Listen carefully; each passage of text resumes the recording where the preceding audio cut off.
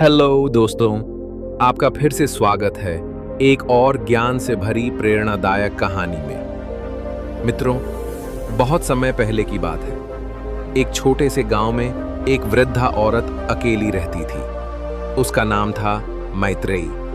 वो निर्धन थी, झोपड़ी में रहती थी, लेकिन उसके जीवन की एक ही पूंजी थी, उसका इकलौता बेटा आनंद। दोस्तों, आनंद जब छोटा था तो बहुत सीधा सादा और भोला था।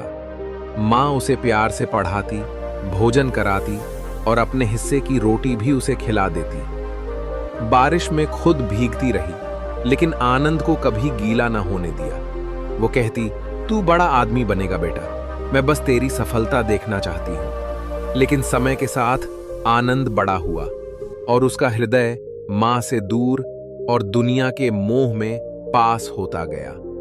दोस्तों, वो पढ़ने के लिए नगर गया और जब लौटा तो शहर की चालाकी, बड़ा बनने की भूख और अहंकार उसके साथ लौटे। अब वो माँ से बात करते समय आंखें नहीं मिलाता। अगर कभी माँ कुछ कहती तो ताना मारता, तूने मुझे क्या दिया माँ? एक टूटी झोपड़ी, मैले कपड़े, भूखा बचपन।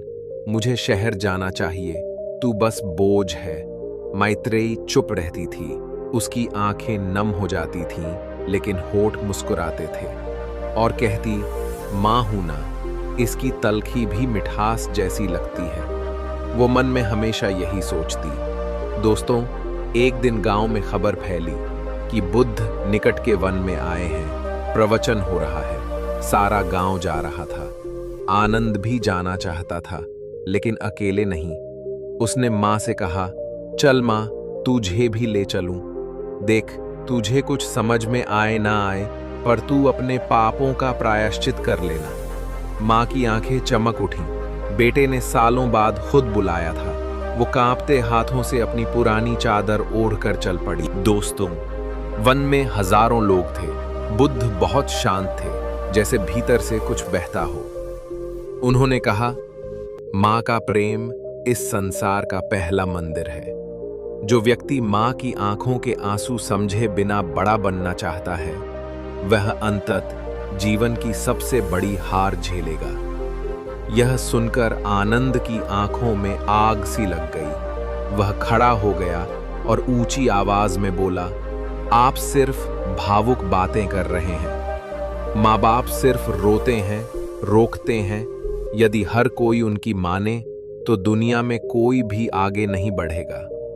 सभा में सन्नाटा छा गया। बुद्ध ने उसकी ओर देखा, बिल्कुल शांत, किसी पिता की तरह नहीं, किसी दर्पण की तरह। उन्होंने पूछा, क्या तुम्हारी माँ आज यहीं है? आनंद ने कहा, हाँ है, कहीं पीछे बैठी होगी। आनंद ने बेमन से कहा। बुद्ध बोले, तो जाओ, आज जाकर उसके पैर छू लो, क्योंकि जिस दिन तुम उसके चरणों को आखिरी बार छुओगे, उस दिन तुम्हारे जीवन का सबसे बड़ा पश्चाताप जन्म लेगा। आनंद मुस्कुराया और यह सोचकर चला गया कि यह प्रवचन उसकी दुनिया नहीं है। अगली सुबह आनंद नींद से उठा, लेकिन माँ घर में नहीं थी।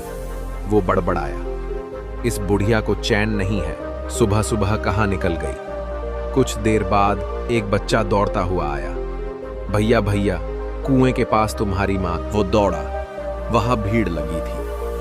माँ जमीन पर पड़ी थी, निःशब्द, निशांत। उसके चेहरे पर दर्द नहीं था, शांति थी। पास ही एक महिला ने कहा, कल भगवान बुद्ध की बात सुनकर वो बहुत देर तक रोती रही। सुबह शायद दिल का दौरा पड़ा होगा।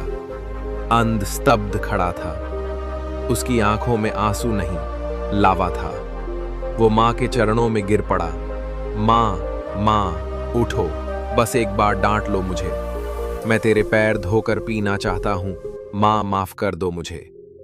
लेकिन अब देर हो चुकी थी। कुछ दिन बाद भगवान बुद्ध का सायं प्रवचन था। लोगों की भीड़ थी और उनके सामने झुका हुआ एक सिर था। सिर मुंडवाया हुआ वस्त्र बौद्ध भिक्षु का।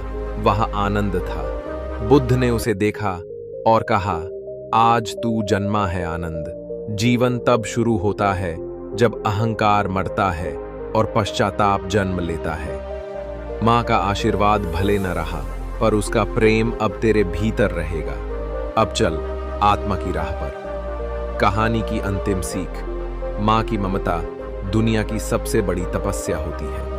जिसने माँ के आंसू समझे बिना दुनिया जीत ली, वह सबसे बड़ा हारा हुआ होता है।